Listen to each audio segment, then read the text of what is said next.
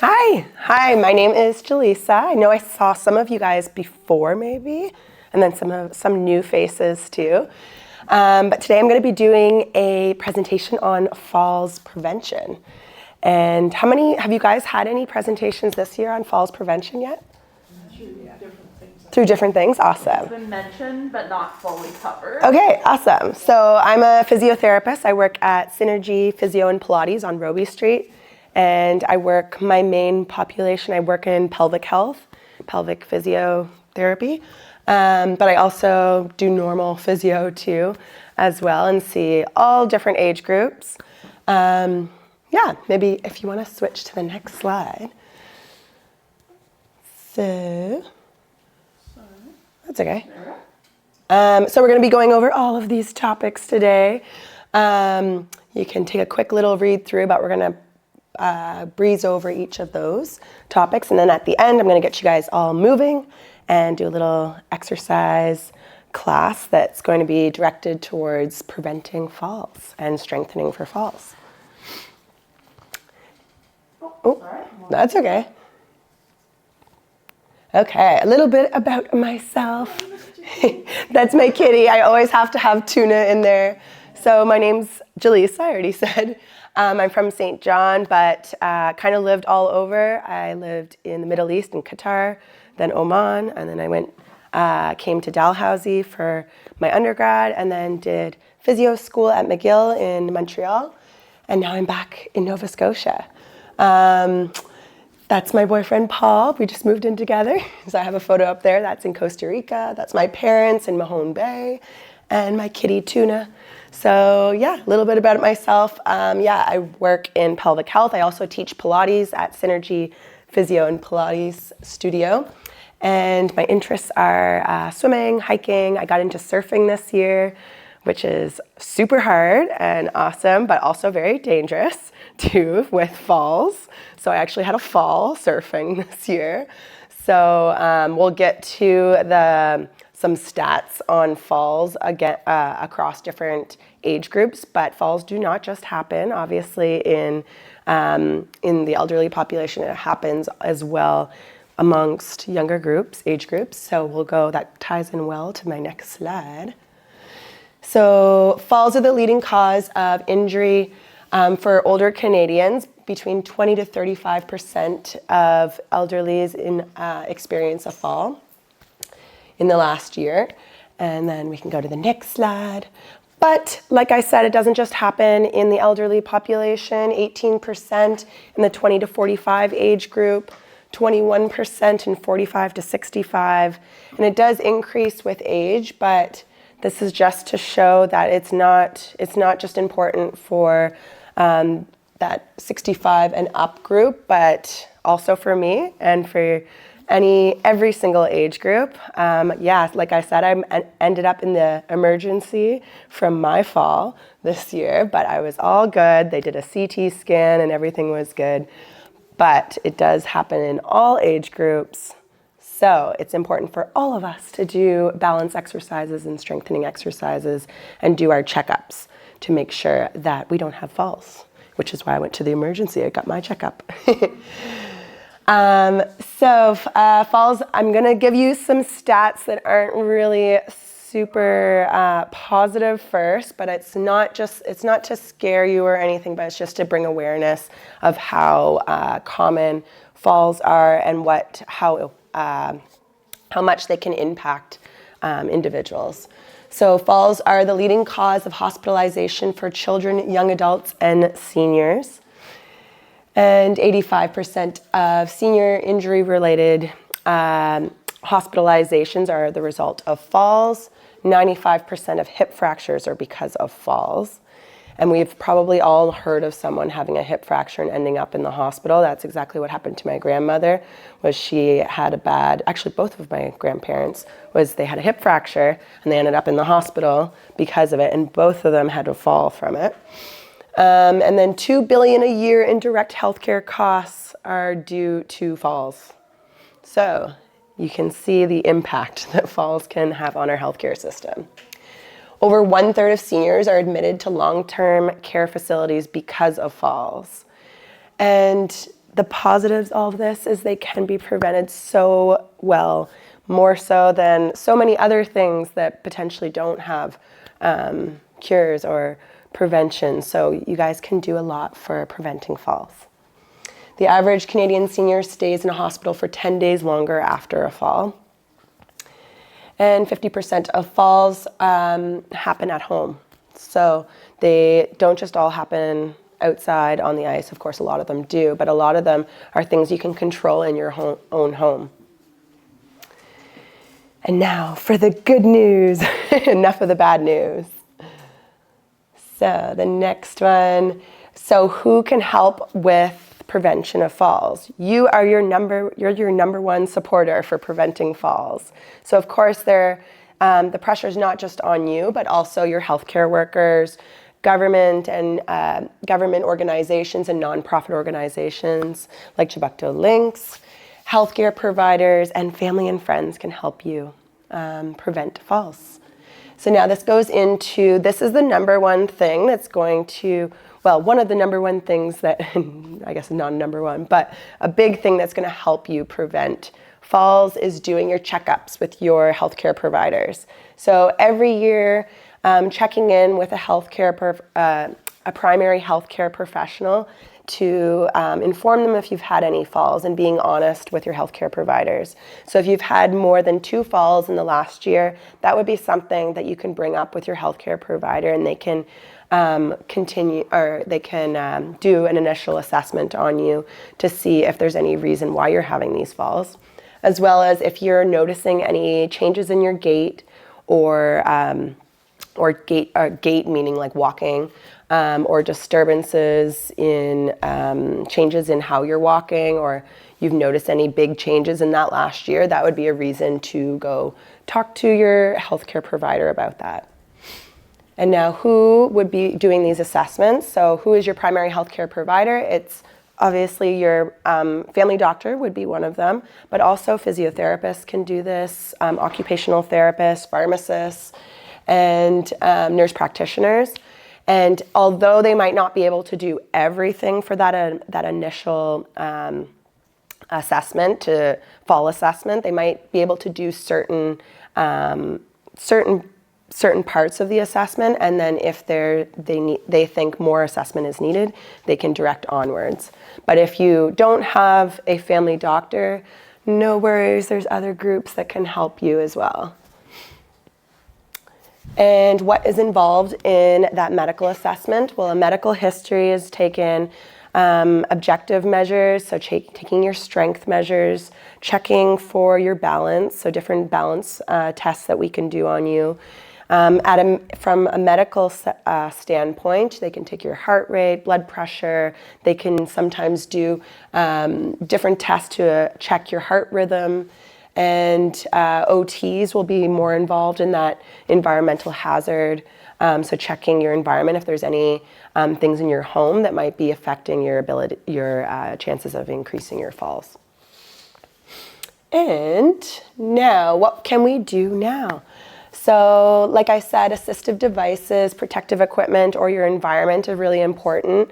So my next slide is going to get into some photos of some of those protective equipment. So I'll just skip kind of through that for now.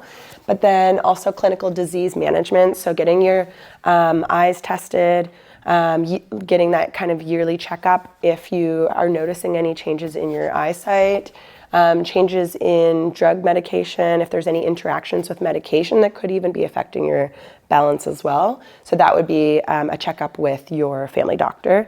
Sometimes, depending on the medication, some pharmacies are also able to do that too. And education, doing education programs like today, attending these kinds of workshops are super helpful. And environmental modifications, like I talked about with your occupational therapist, looking in your home if maybe there's some carpets that are hazardous or different things in the home that could affect your chances of a fall. And then nutrition supplements, making sure you're getting a good amount of water intake, making sure you're staying hydrated, you're getting enough protein to keep building your muscles, and exercise, which we're going to do at the end of today. So here are some examples of some assistive devices. So here it looks like biker shorts, but they are pads, hip pads. So if you are someone that has falls and you're worried about a hip fracture, they make shorts that have padding on it that can help cushion your fall if you were to have a fall. These pads here, they're fall pads. They can be set up in certain areas in the home and basically put an alarm goes off when you have a fall.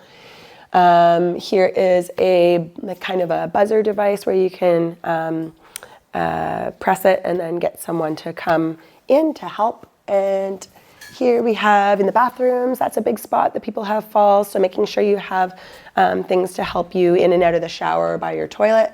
And then in our freezing cold Canada, we get nice ice. So of course, falls are going to increase during the winter.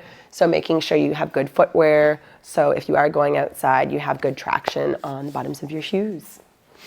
And same in the house too. So making sure you're not wearing some types of, I always tell my dad to take off his slippers that are too big for him because he always slips with them, but he hasn't had a big fall or anything, but I'm always worried when he's going down the stairs because I'm like, oh gosh, are you gonna fall with those slippers? So making sure you have good footwear.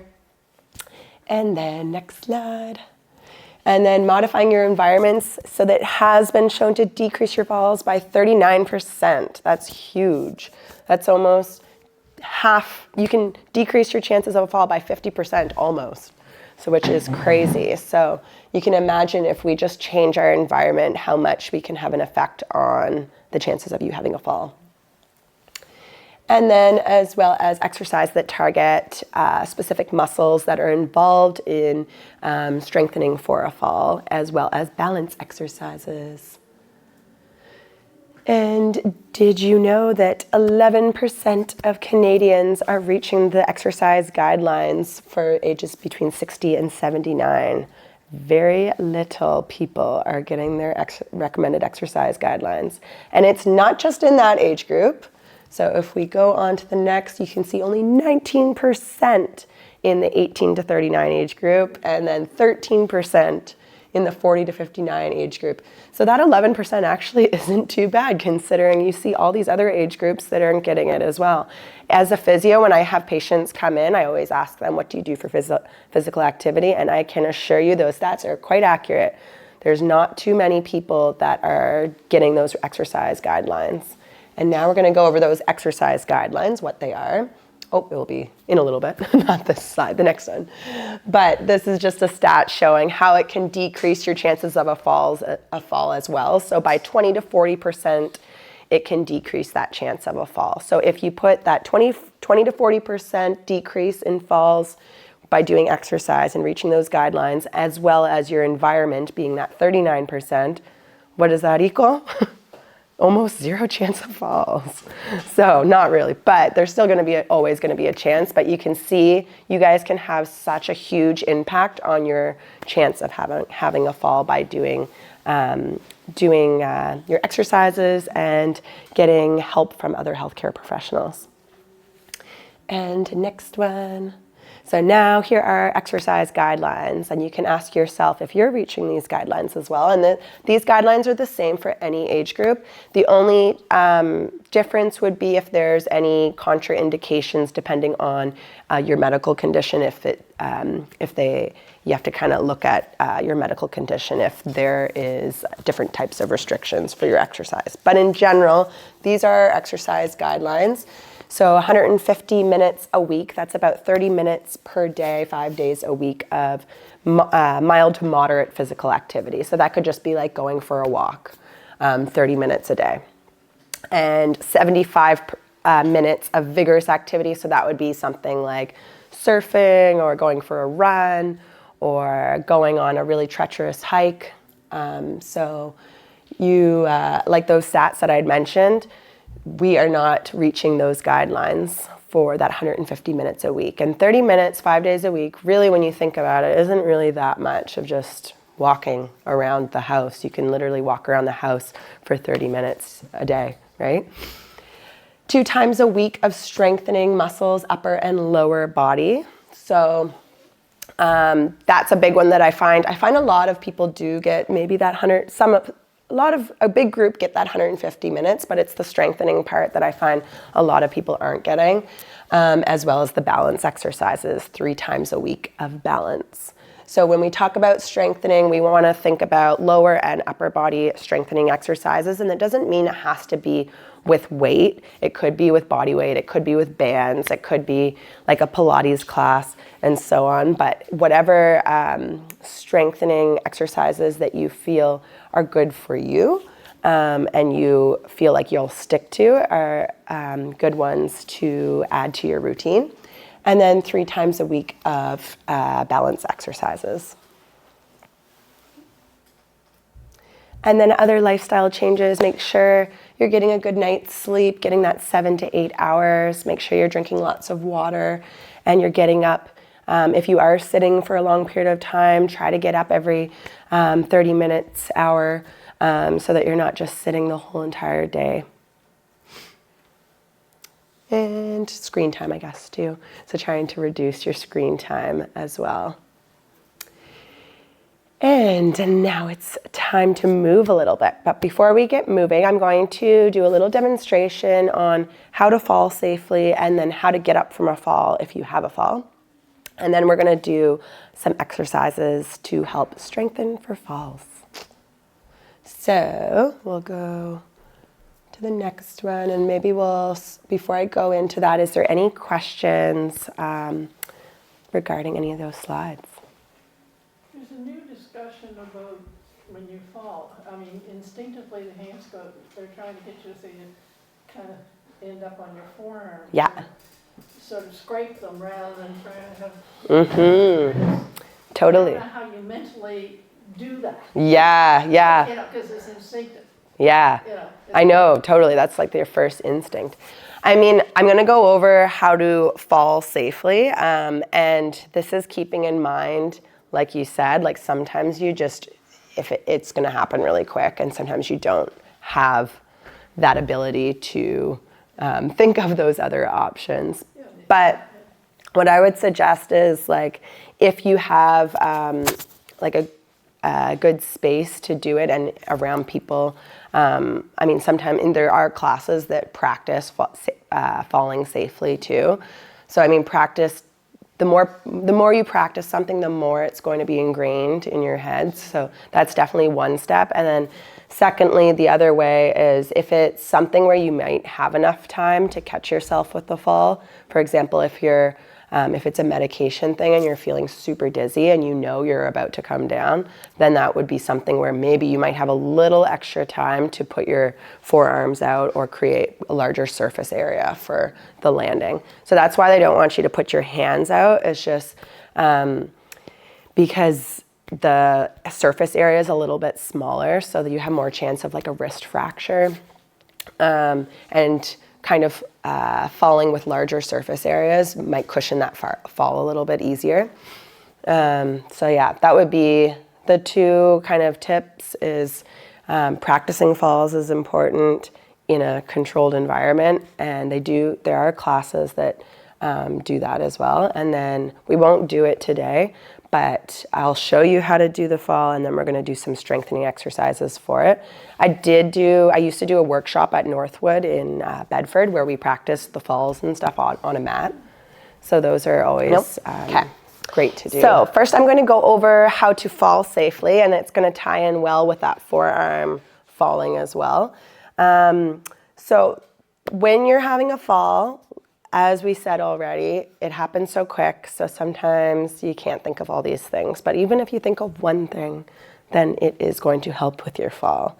So there's a couple things you can think about. So number 1, you always want to protect your head, no matter what. That's your number 1 thing. So even if you put your hands out and you're using your hands for the fall, as long as your head's protected, that's better than smacking your head on the ground, right? So always make sure you're protecting your head. So putting your hands up by your head and using larger surface areas is better. So that's why, what was your name? Judy. Judy, that's why Judy had talked about not putting hands out, but using kind of forearms. So when you're having a fall, putting your hands up by your head to protect you, or landing with your body before your head. So instead of landing, I'll show you the wrong way to fall first, and then I'll show you a better way to fall.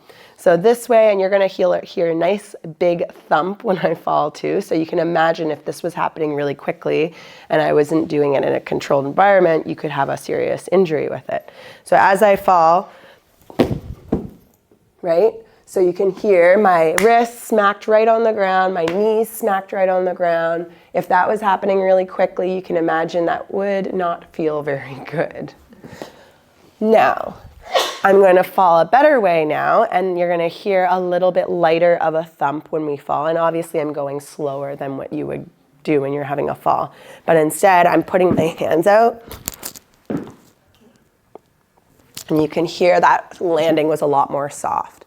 So the difference between the two, there's a couple different differences.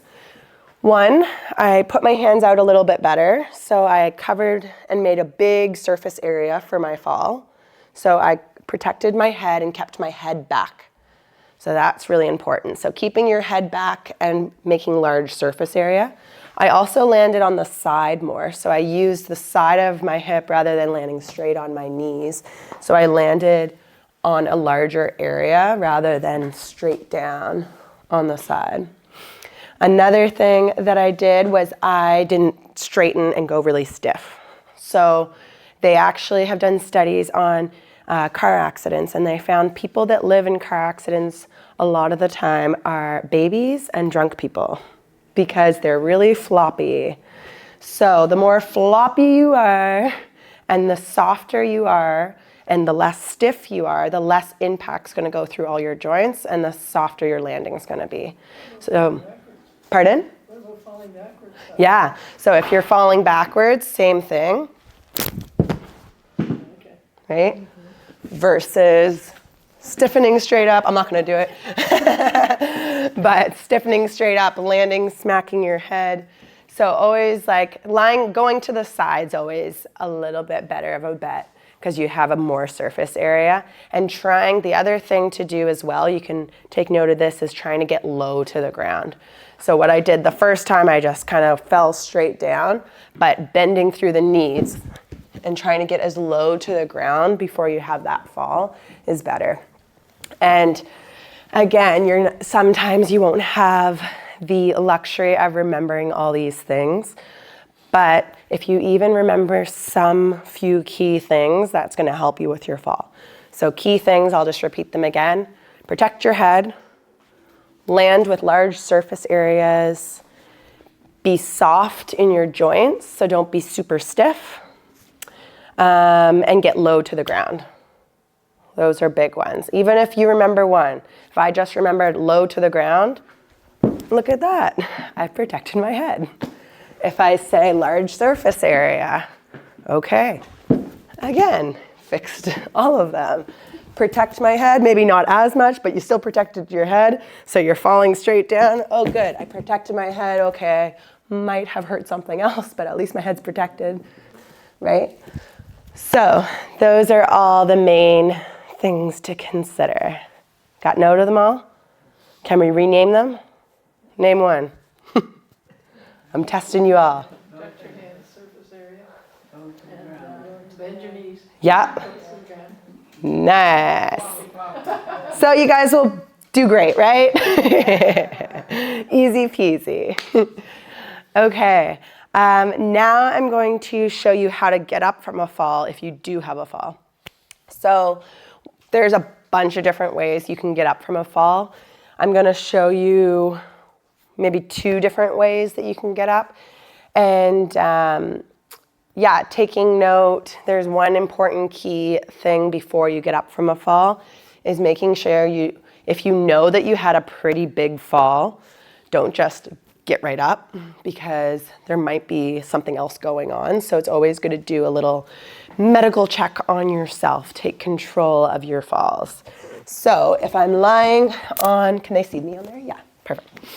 So say I had a fall and I'm doing it from the lying down position, because it's going to be easier if you fell face down to get up. So I'm doing it from the hardest position that we would have a fall. So say I had a fall, and say I don't know if I broke something. So if I thought it was a pretty bad fall, instead of just getting straight up, which could re-injure something that you might have hurt, you're going to do a little check on yourself. Can you see me okay there? Yeah. So you're going to start off moving your small joints first.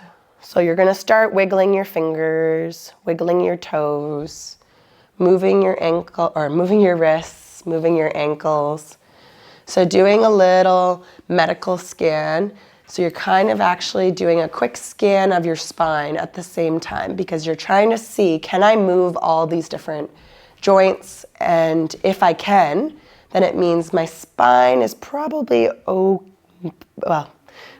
is not as, if you're able to move them, then you're not paralyzed, right? So you want to see first, can I move everything? Okay, I can move my wrists, I can move my ankles. Let's go into larger joints now. Can I move my elbows? Okay, I can move my elbows. Can I move my knees? Yep, I can move my knees. And then this is also a good way for you to take note, like, oh, I can move my wrists, but oh, it really hurts. So then you know that when you're getting up from the fall, that you're gonna protect that wrist as you get up, okay? So then the very last thing you're gonna move is your neck, and you're only gonna do this if there's no one else around. This is like, you're all by yourself. If someone is there to help you, then just get them to help you out if you think that you had a serious fall. But if you're by yourself and you need to do this check and you have no phone and you have no one to call, then this is a way of you doing this little medical check on yourself, okay? So then you're lying down, and then the last thing you do is you move your head from side to side. So you can move it, everything feels good, but my wrist is really hurting. So then you know, okay, I'm gonna protect my wrist as I get up from my fall. So how you're gonna get up now is you're gonna bend one knee, and then this side, you're gonna keep your arm really close to your body. And the arm's close to your body so that when I roll towards this other side, that this is gonna be protected, okay? So we don't have this arm all the way out here. So as I roll, I'm gonna take my hand and put it by my face so that I can protect my face. So on the side that the knee's bent, your arm is bent too. And then you're going to roll over to this side, but you're going to be protecting that wrist that you hurt. Let's just say I hurt my right wrist. So now I'm getting over to my hands and knees, and now I'm up facing the right way. And then I'm gonna crawl over to a chair of some sort. Crawling over to a chair, and then you can slowly start to get up. So as you're getting up, this is a good time to assess how you're feeling too. So now that I'm standing, oh, my ankle wasn't really hurting when I was lying down, but now I kind of can feel my ankle now that I'm standing. So that's another part of your assessment. You'll just sit down and then wait for someone to come. Okay? But if there is no chair? If there's no chair, good question. So like, let's say you're in the middle of the woods. Can you see that post in the, well, maybe No, not. I can adjust the camera a little. Yeah? We'll say that post is a tree. There we go. Okay, so say, okay, I made it onto my hands and knees. There's a tree right there. So I'm gonna walk over to the tree and pull myself up. If there's a car, same thing, you're gonna pull yourself up. If there's a wall, you're gonna pull yourself up. You're not in the desert, luckily, so hopefully, and in the desert, maybe there's a camel. It can help you up. When you put the leg out, isn't that the recovery position? Yeah, exactly, yeah. There must be a lot of falls in bathtubs. Oh yeah, I mean, definitely. How do you get out of a bathtub? Yeah, and I'm glad you brought that up. So another things that are really good is to put like those mats down to help with those falls in the bathtub. Definitely having an OT come in, they're amazing at figuring out what might be a hazard for a fall. So like I know the hospital definitely has OTs that come into homes, so you can request those to come in or talk to your family doctor about getting a home assessment. Yeah. I have a bar on my wall in the bathtub, and I have another device that's on the side of the tub. So I can grab the bar, I can grab this, or I can grab Pull. them both to pull myself up. Amazing, yeah. Yeah, having handles inside are super helpful. My grandfather had a stroke, so when he was getting in the tub, he could walk with a walker, but he was like 1 foot kind of dragged. So he had a seat in his bathtub that they make these that are waterproof, and they basically, you sit in it and then it's like an elevator and it kind of like goes down into the bathtub. So then he loved his baths, so he still took his baths in it. So that worked. Button, it comes back up again. Pardon? I said press the button and the person comes back up. Yeah. Level, and then they can step over it. Exactly. I don't care, so I know. Exactly. Yeah. And then it comes out and like it would be great to have like someone at home that can help you as well. Like that's super helpful, but not always the case with some people, right? So having those assistive devices are super helpful. And yeah. No, you go. Yeah. What if your two knees are bad and you can't put weight on your knees? Yeah. Like in that way that I just did. Okay, I'm going to show you another way to get up. Like if I have a fall, I gotta get to the stairs Yeah. and then pull myself up by Yeah. the railing. Yeah. You would have to drag yourself over Yeah. to a nearby Yeah. stair. Yeah. Yeah, exactly. So that's where strength comes important. So keeping up with your exercises, because that's going to give you the strength to get up from a fall. 2, seeing if you can get your knees looked at by a physio is definitely helpful. And then 3, I'll show you another way to get up from a fall that you're not using the knees as much. So let's say I'm going to turn onto my stomach again just to go over those steps one more time. And then I'm going to show you a different way to get up from the fall from the standing position. And this is also another way you could get up if you didn't have something to pull yourself up with. So again, we're going to be doing our check first, wiggling our fingers, wiggling our toes, moving our wrists, ankles, elbows, bending our knees, and then the last thing you move is your head. So now we've done that whole check. You're also trying to keep in mind, am I numb anywhere? Can I feel everything? Is everything moving when I'm going through all of this? If it is, then there's a good chance that if there was no one around, that you could maybe help yourself up to get out of the fall, but you just might have to be a bit careful when you're moving. So going and bending the knee again, same way that we're gonna rotate over. So now I'm gonna put my hand by my head. I'm gonna push with my other leg to roll. And then as I come over into this position, maybe the knees are painful.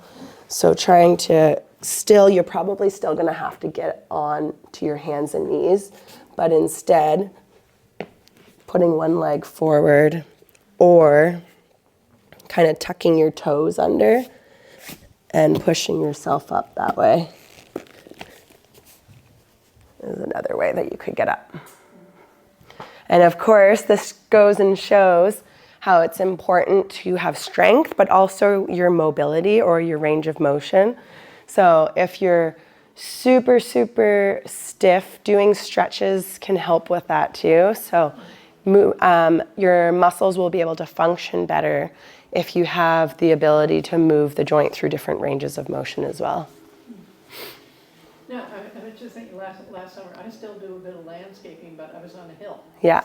And I've had my forefoot on my left is amputated. And the toes on the right foot, they've cut the cord, so I have no function. And that on the hill, on the heels, I went backwards. And I was down there all by myself. And I thought, okay, how am I going to get out of this? Anyway, I had to turn myself around completely and kill the bayberry bush. But anyway, the only way I can get up is I go into a plank. Yeah. And then walk my hands back. Yep. Because I can't, I can't get, the toes Yeah. or anything like that. So I had to go into a plank. So you went like Yeah, this, straight right? up the shoulders And then like that. Yeah, exactly. Yeah, was that would be another way to do it I too. didn't know what else I could do unless I rolled across the wall. Yeah. And like everyone's gonna have different ways to get up too, because some people won't have that core strength, or they're gonna have bad wrists to do that too. So it's good to have different options on how to get up from a fall, but that's a great way to get up as well. I had to do that because I'm also waiting for a knee replacement. Uh-huh. Yeah, and that way is kind of similar to this way. This is like a mini plank, right? And then you're moving up that way. Yeah. I couldn't figure it out, and I was laying there for a minute. I thought, yeah, okay. Mm-hmm. But first, I think I had to get, my feet were up there. Yeah. I had to get turned around. Yeah. But all these motions, you guys can see now how something like an exercise class like Pilates, where you do planks and you do squats and you do lunges and do all these things, how they really translate well to preventing falls. What we can do, maybe I can send you an email with we have a free video on our website that goes over fall prevention on our Synergy website, and it's like a 40-minute exercise video, and you guys can do it over and over again. And it teaches you a bunch of exercises on how to get up from a fall. So it's like a Pilates online class that you can do from home, and then work on your strengthening every day for the falls. The one thing people forget, like in the house, you say, okay, slippery mats and things you get rid of, or anything you might fall over. Yeah. People forget about lighting. Mm-hmm. Oh yeah, lighting's a great one too. I mean, so many people have a light bulb burned out in the hallway, and they say, oh, Yep. like that. Putting little night lights up. Put it in, but Yeah. the thing is, you don't realize how much, you might fall over something or fall over the cat even, in the hallway. Totally. Yeah. Yeah, totally. Lights, carpets, furniture, like a couch that's like sticking out. The other day I stubbed my toe on the bed. I was like, where did this bed come from? But like things like that could be a hazard too for a fall for sure. What else? I mean, the ice, of course, that's going to be one, but getting stuff on the bottoms of your shoes are going to be helpful. Walking poles can be helpful too. Yeah. But yeah. I've skied all my life since Yeah. I was about 2.5, and I've never broken a bone. But when I was about 8 years old, I went to this class, and they taught us how to fall. Mm. And maybe that's probably a reason why I haven't broken any bones. But I had a big tumble one time when I was skiing at Aspen, and I must have gone over about 3 or 4 times, and people thought that was the end of me. Oh my gosh, yeah. Quite shocked. But I can remember just everything going around, but I was very limp. Ah, Yeah. I go limp, yeah. and maybe that's why I haven't broken any. Yeah, yeah. And like doing those classes, that's amazing that obviously they have to teach that in those when you're skiing a lot, but doing different exercise classes, even if it's not like a fall prevention class, they teach it in other classes on how to fall safely. Even in Pilates, when I teach class, I'll go over like little things that can help with falls. So it doesn't have to necessarily be the fall prevention class, although those classes are great too. But that's great. Yeah, that's probably why you didn't. For all those on Zoom, can I tell them the story a little bit? So we have someone here who was a skier, and then she had mentioned that they taught them how to fall safely with skiing, and she had had a tumble, and then she didn't hurt anything because she fell really limber. She was very limber and soft in her landing. Yeah. Just relaxed. Super relaxed. And not panicking too. Yeah. Yeah. So it definitely helped doing those classes. Yeah, for sure. And the first step is all of you being here doing this class, right?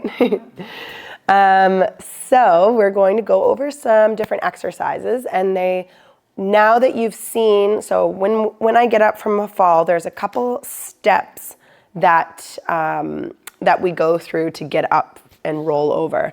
So I'm gonna break down the little steps, and then we're gonna put those exercises in our class today. So that way you can get nice and strong and take these exercises home with you. So that way, if you do have a fall, you can more easily get up from a fall if it were to happen. So our first thing when we're lying on our back, or when we roll over, when we get over to this position, you kind of go in a push-up position.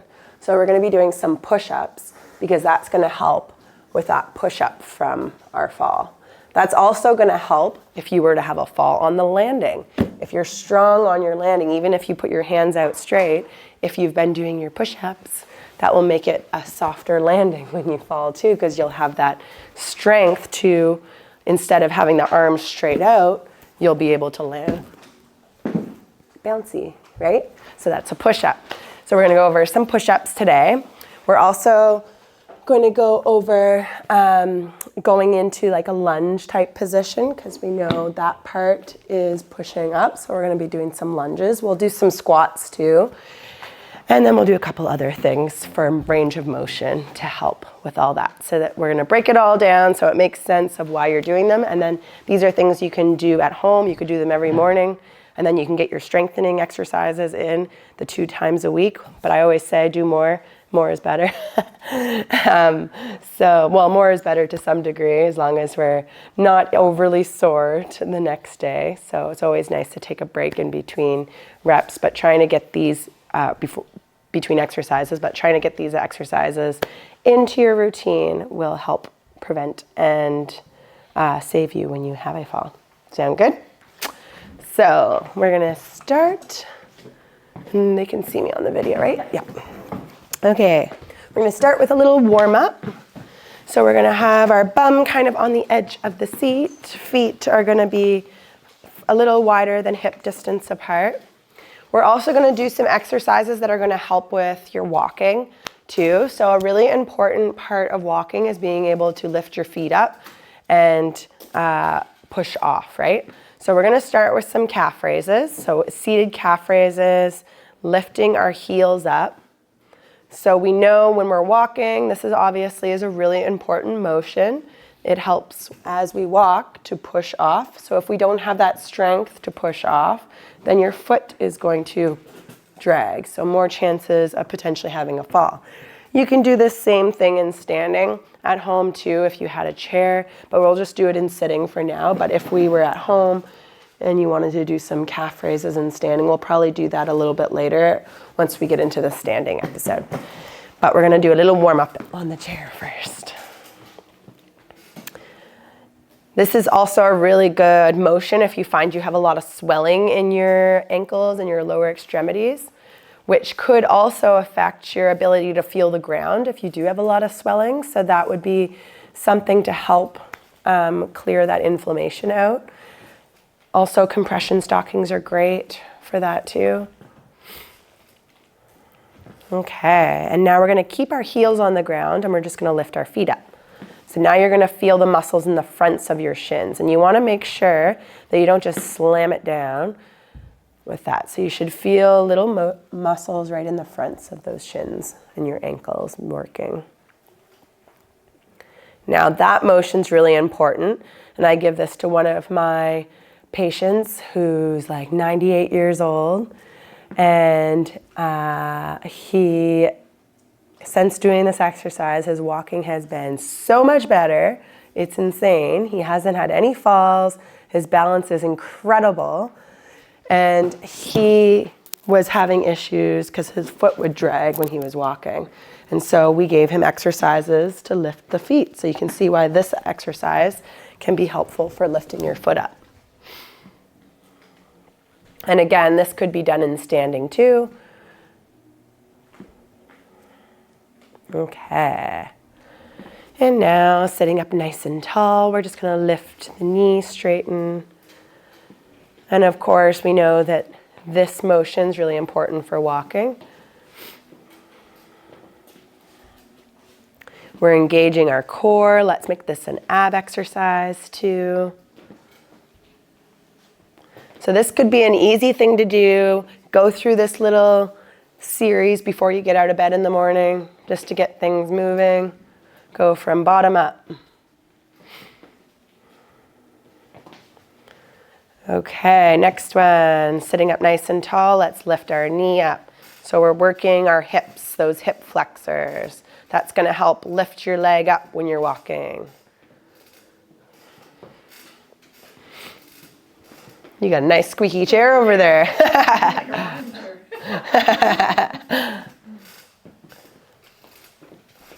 Okay, now we're going to take our leg, we're going to lift it and go out to the side, and then bring it back.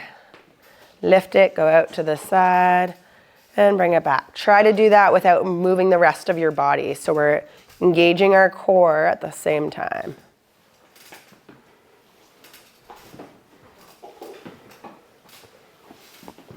Now, what's that important? That's important for turning.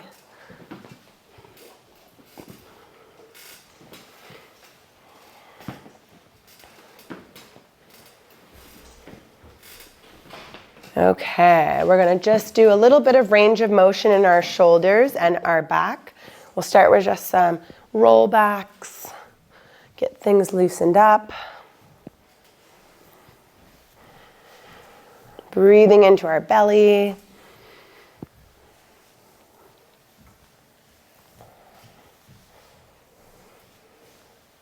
And then a little reach over to the side. If it's uncomfortable putting the arm above head, you can also just put the hand on your shoulder. So we talked about range of motion, or your mobility being really important. So having this motion through our spine and starting your day off with this every day is going to be amazing.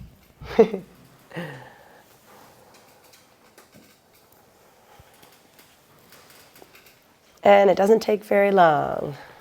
Okay, we're gonna do some rotation now. So you can rotate, you can hold on to the chair, sit up nice and tall. Take a deep breath. And then switch sides. Sit up nice and tall, take a deep breath.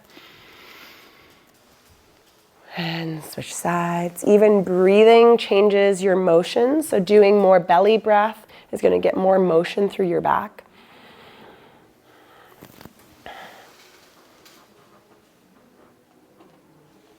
Nice.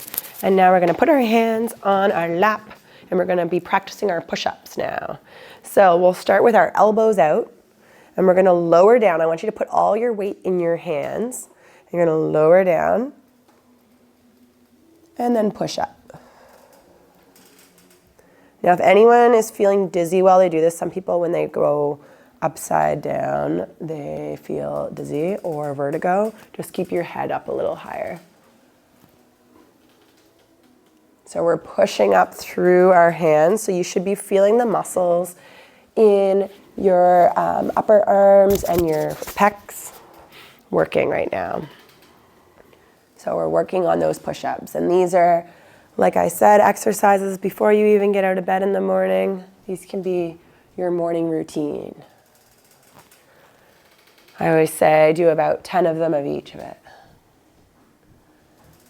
Okay, now let's bring our elbows in.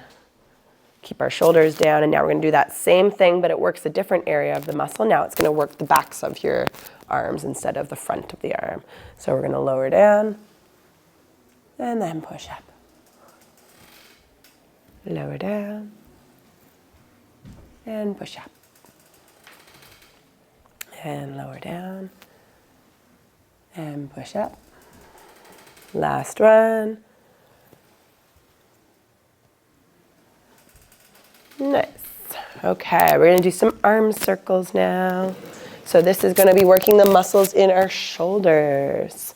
We're going to be doing little circles forward, rotating forward. And if it's uncomfortable bringing it to shoulder height, you can also just bring it down a little bit. Okay, let's do bigger circles. How are we feeling? Arm is getting tired yet? Bigger circles. See what I mean by we're doing some strengthening, but this can still be really hard. Using gravity as your weight. And reverse the circle. Whose arms are getting tired? Tiny circles. And arms down. Whew. Little shake out. Okay, we're gonna switch the muscles again. So we did palms facing down. That's gonna work the tops of our shoulders. Now we're gonna do palms facing up, and that's gonna work your arm muscles a little bit more in the fronts of your shoulders. So now you're gonna feel it in your biceps a little bit more. And then bigger circles.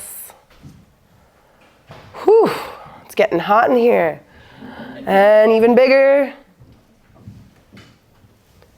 So when you're rotating backwards, you're gonna be working those back muscles a little bit more. Now if we rotate forward, you're gonna be working the front muscles more. Smaller circles. Are we tired yet? And little shake. So there, you did some strengthening exercises. We're gonna keep doing our strengthening. Let's have our feet wider than hip distance apart. We're gonna go to the edge of the seat. And what I want you to try to do, if you can, try not to push up with your hands to get into your squat. If you have to, you can use your hands, but I want to see if we can try to do it without pushing up. So what's helpful for this is if we lean forward with our torso and then put your weight forward and push up. I do it standing. Do it from Yeah. And now if you need the hands, put the hands into it, putting your hands on there and push up. And again. Good job. Yeah, you can do it from standing. Yeah, There you go. from the, Yeah. The seat is lower than the other one. These are low seats though, but this would be a good exercise to practice doing. And a good way to measure if you're getting better is right now, if you are using your hands in, let's say, a month, if you do this every day, I bet you'd be able to do it without your hands. then there's the ad on TV that they keep one leg out straight and come up on one leg. Oh yeah, that's hard. And other things to keep in mind, actually most of you are doing a pretty good job with this, is you want to see, are your knees falling in to get up? If they are, don't let them. So you want to try to keep your knees driving outwards. Because then that's going to work your bum muscles more and put less pressure on your knees. Yeah. Okay, we're going to make it a little harder. So if you need to use your hands, you can use your hands for this. So we're in kind of a lunge position. This is that same position we used to get up from the standing when we had that staggered position. So we'll put one leg in back and one leg in front. This is also a good way for you to notice if you're stronger on one side than the other. So we're going to do a few on this side, then we're going to do a few on the other, and then you can take note if one side feels stronger than the other. The side that feels stronger than the other is going to be the better leg to help you with your roll with this leg. So if you know one side's weaker and you're not injured on that side, then this side might be the better side to roll with. So you can do a little assessment on yourself now. So put one foot in back and one foot in front.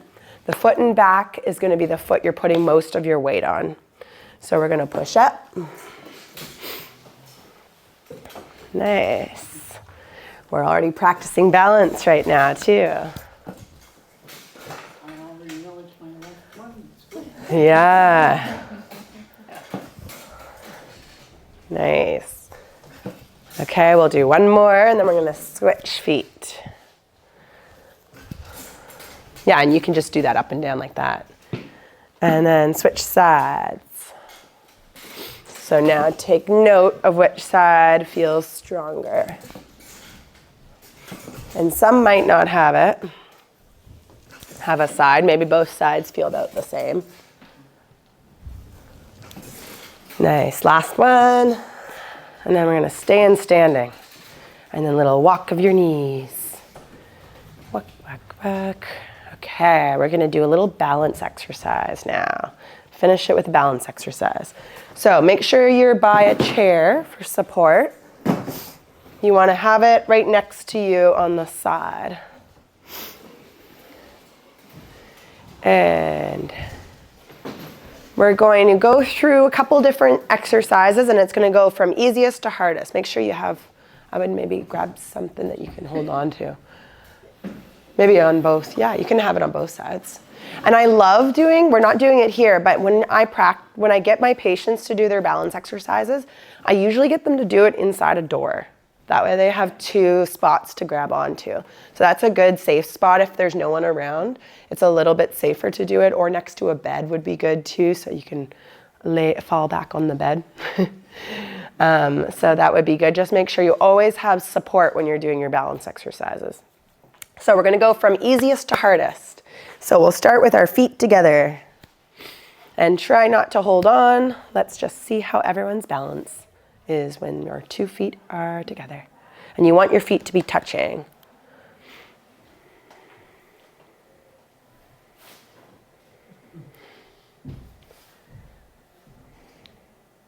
Nice, you all passed my first test. Good job. Okay, we're gonna make it a little bit harder. Now we're gonna keep our feet together, and you're just gonna look to one side and then look to the other.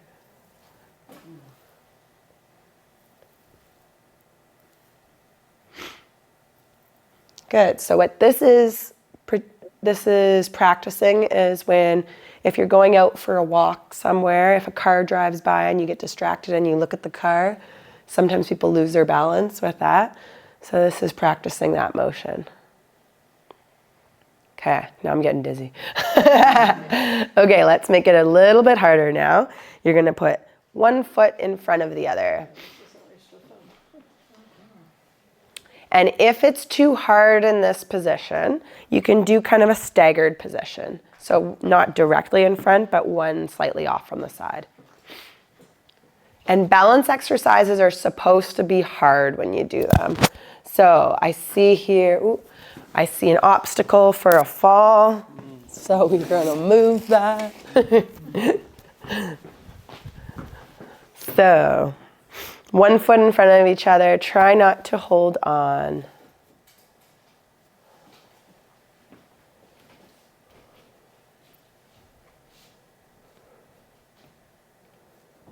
Nice. It's a lot harder than it looks, isn't it? Yeah.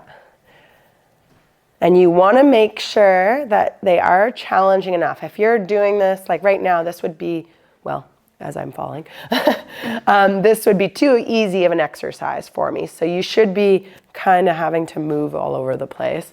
We won't, so when you're doing your exercises, but you want to make sure if you are doing that, you have lots of support around you when you do it. Okay, let's switch sides. One foot in front of each other. We want to think about having our weight equal in both feet. So we're not leaning back, we're leaning forward, we're soft through our knees.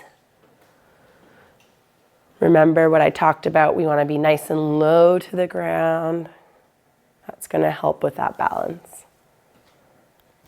Nice. Okay, let's switch feet again. Now we're going to add that head motion. So nice and soft, and we're going to look from side to side. A lot harder, eh? You can see why people have falls when they get distracted, hey? Okay, switch sides.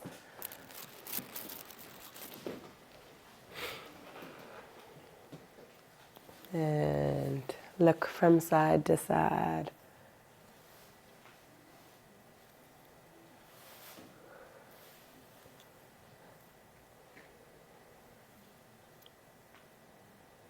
Good, and then we'll walk the knees out. Now I'm gonna do one more that's harder, but if you found it hard in the staggered position and you had to hold on, I don't want you to do this one, okay? So you're gonna do the staggered position again. So if you found it hard, if you found it easy and you weren't grabbing on too much, then you can try this next one, Okay, so the next one is you're going to be standing on one leg.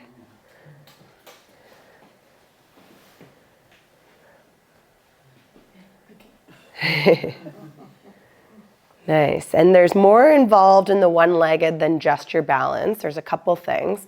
One thing is your strength. So having strength through your glutes and all those stabilizers in your hip help with your balance, your quads, your calves.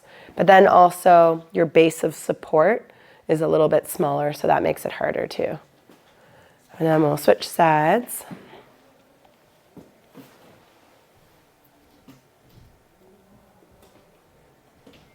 And it's a good way to see the differences between sides too.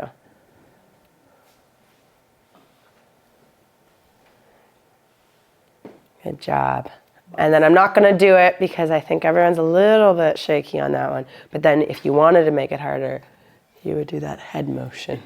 Pushing your left ear. But we won't do that.